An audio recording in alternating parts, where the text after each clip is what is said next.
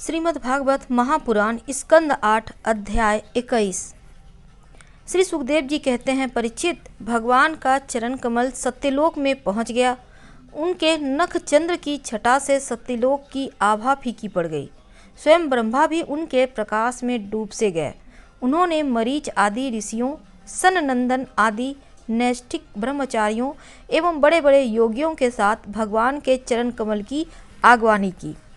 वेद, उपवेद, नियम, यम, तर्क, इतिहास, वेदांग और पुराण संहिताएं जो ब्रह्मलोक में मूर्तिमान होकर निवास करते हैं तथा जिन लोगों ने योग रूप वायु ज्ञानादि को प्रज्वलित करके कर्ममल को भस्म कर डाला है, वे महात्मा सब ने भगवान के चरण की वंदना की। इसी चरण कमल के स्मरण की महिमा से यह सब कर्म के द्वारा प्राप्त न होने योग्य ब्रह्मा जी के धाम में पहुँचे हैं। भगवान ब्रह्मा की कीर्ति बड़ी पवित्र है। श्री विष्णु भगवान के नाभि कमल से उत्पन्न हुए हैं। अगवानी करने के बाद उन्होंने स्वयं विश्वरूप भगवान के ऊपर उठे हुए चरण का अर्धपाद से पूजन किया। उसके बाद प्रदक्षिणा की। पूजा करके बड़े प्रेम भक्ति से उन्होंने भगवान की स्तुति की। परीक्षित, ब्रह्मा के कमंडल का वही जल विश्वरूप भगवान के पांव पखाड़ने से पवित्र होने के कारण उन गंगा जी के रूप में परिणत हो गया, जो आकाश मार्ग से पृथ्वी पर गिरकर तीनों लोक को पवित्र करती है। ये गंगा जी क्या है? भगवान की मूर्तिमान उज्ज्वल कीर्ति। जब भगवान ने अपने स्वरूप का कुछ छोटा कर लिया, अपनी विभूतियों का कुछ समेट लिया, तब ब्रह्मा आदि लोकपालों ने अपने अनुचरों के साथ बड़े आदर भाव से अपने स्वामी भगवान को अनेकों प्रकार की भेंट समर्पित की। उन लोगों ने जल, उपहार, माला, दिव्य गंध से भरे अंगराज, सुगंधित धूप, दीप, खील, अक्षत, फल, अंगूर, भगवान की महिमा और प्रभा से युक्त स्तोत्र, जयघोष, नृत्य, गाजे बाजे, गान एवं शंख और दुंदुभियों के शब्दों से भगवान की आराधना की। उस समय ऋक्षराज जाम्बवान मन के समान वेग से दौड़कर सब दिशाओं में भेरी बजा बजा कर भगवान की मंगलमय विजय की घोषणा कराए। दैत्यों ने देखा कि भामन भगवान ने 3 पग में पृथ्वी मांगने के बहाने सारी पृथ्वी ही छीन ली है। तब वे सोचने लगे कि हमारे स्वामी बलि इस समय यज्ञ में दीक्षित हैं, वे तो कुछ कहेंगे नहीं। इसलिए बहुत चिढ़कर वे आपस में कहने लगे, अरे यह ब्राह्मण नहीं है, यह सबसे बड़ा मायावी विष्णु है। ब्राह्मण के रूप में छिपकर यह देवताओं का काम बनाना चाहता है। जब हमारे स्वामी यज्ञ में दीक्षित होकर किसी को किसी प्रकार का दंड देने के लिए उतरत हो गए हैं, तब इन शत्रुओं ने ब्रह्मचारी का वेश बनाकर पहले तो याचना की और फिर हमारा सब कुछ हरण कर लिया। यूँ तो हमारे स्वामी सदा ही सत्य बोलते हैं, सत्य काम करते हैं, सत्य से जुड़े हैं, परंतु यज्ञ में दीक्षित होने पर वे इस बात का विशेष ध्यान रखते हैं कि वे ब्राह्मणों के बड़े भक्त हैं तथा उनके हृदय में दया भी बहुत है, इसलिए वे कभी झूठ नहीं बोल सकते। ऐसी अवस्था में हम लोगों का यही धर्म है कि इस शत्रु को मार डालें। इससे हमारे स्वामी बलि की सेवा भी होती है। यूँ सोचकर राजा बलि के अनुचर असुरों ने अपने अपने हथियार उठा लिए।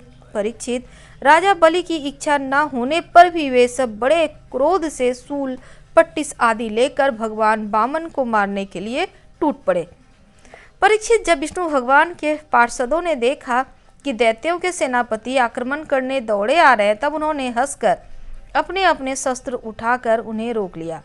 नंद सुनंद जय विजय प्रबल बल कुमुद कुमुदाक्ष विश्ववेक्षण गरुड़ जयंत श्रुतदेव पुष्प दंत और सात्वत, ये सभी भगवान के पार्षद 10-10 हजार हाथियों का बल रखते हैं। वे असुरों की सेना का संहार करने लगे। जब राजा बलि ने देखा कि भगवान के पार्षद मेरे सैनिकों को मार रहे हैं और वे भी क्रोध में भरकर उनसे लड़ने के लिए तैयार हो रहे हैं, तो उन्होंने शुक्राचार्य के शाप का स्मरण करके उन्हें युद्ध करने से रोक दिया। उन्होंने विप्रचित्त, राहु, नेमि आदि दैत्यों को संबोधित करके कहा, भाइयों मेरी बात सुनो, लड़ो मत, वापस लौट आओ। यह समय हमारे कार्य के अनुकूल नहीं है। दैत्यों जो काल समस्त प्राणियों को सुख और दुख देने की सामर्थ्य रखता है, उसे यदि कोई पुरुष चाहे कि मैं अपने प्रयत्नों से दबा दूं, तो यह उसकी शक्ति से बाहर है। जो पहले हमारी उन्नति और देवताओं की अवनति के कारण हुए थे, वही काल भगवान अब उनकी उन्नति हमारी अवनति के कारण हो रहे हैं। बल, मंत्री, बुद्धि, दुर्ग, मंत्र, औषधि और समाधि उपाय, इनमें से किसी भी साधन के द्वारा अथवा सबके द्वारा मनुष्य काल पर विजय नहीं प्राप्त कर सकता। जब दैव तुम लोगों के अनुकूल था, तब तुम लोगों ने भगवान के इन पार्षदों को कई बार जीत लिया, पर देखो आज वे ही युद्ध में हम पर विजय प्राप्त करके सिंहनाद कर रहे हैं। यदि दैव हमारे अनुकूल हो जाएगा तो हम भी इन्हें जीत लेंगे। इसलिए उस समय की प्रतीक्षा करो जो हमारी कार्य सिद्धि के लिए अनुकूल हो। श्री सुखदेव जी कहते हैं, परीक्षित, अपने स्वामी बलि की बात सुनकर भगवान के पार्षदों से हारे हुए दानव और दैत्य सेनापति रसातल में चले गए। उनके जाने के बाद भगवान के हृदय की बात जानकर पक्षीराज गरुड़ ने वरुण के पासों से बलि को बांध दिया। उस दिन उनके अश्वमेघ यज्ञ में सोमपान होने वाला था। जब सर्वशक्तिमान भगवान विष्णु ने बलि को इस प्रकार बंधवा दिया, तब पृथ्वी, आकाश और समस्त दिशाओं में लोग हाय हाय करने लगे। यद्यपि बलि वरुण के पासों से बंधे हुए थे, उनकी संपत्ति भी उनके हाथों से निकल गई, फिर भी उनकी बुद्धि निश्चयात्मक थी और सब लोग उनके उदार यशगान कर रहे थे। परीक्षित, उस समय भगवान बलि ने कहा, असुर, तुमने मुझे पृथ्वी के 3 पग दिए थे। 2 पग में तो मैंने सारी त्रिलोकी नाप ली, अब तीसरा पग पूरा करो। जहाँ तक सूर्य की गरिमा पहुँचती है, जहाँ तक नक्षत्रों चंद्रमा की किरणें पहुँचती है और जहाँ तक बादल जाकर बरसते हैं, वहाँ तक की सारी पृथ्वी तुम्हारे अधिकार में थी। तुम्हारे देखते ही देखते मैंने अपने एक पैर से भूलोक, शरीर से आकाश और दिशाएं, दूसरे पैर से स्वर्गलोक नाप लिया है। इस प्रकार तुम्हारा सब कुछ मेरा हो चुका है। फिर भी तुमने जो प्रतिज्ञा की थी उसे पूरा न कर सकने के कारण अब तुम्हें नरक में रहना पड़ेगा। तुम्हारे गुरु की तो इस विषय में सम्मति है ही। अब जाओ, तुम नरक में प्रवेश करो। जो याचक को देने की प्रतिज्ञा करके मुकर जाता है और इस प्रकार उसे धोखा देता है, उसके सारे मनोरथ व्यर्थ होते हैं। स्वर्ग की बात तो दूर रही, उसे नरक में गिरना पड़ता है। तुम्हें इस बात का बड़ा घमंड था कि मैं बड़ा धनी हूँ। तुमने मुझसे जो मांगा मैं दूंगा, ऐसी प्रतिज्ञा करके फिर धोखा दे दिया। अब तुम कुछ वर्षों तक इस झूठ का फल नरक भोगो। श्रीमद् भागवत महापुराण स्कंद 8 अध्याय 21 समाप्त हुआ।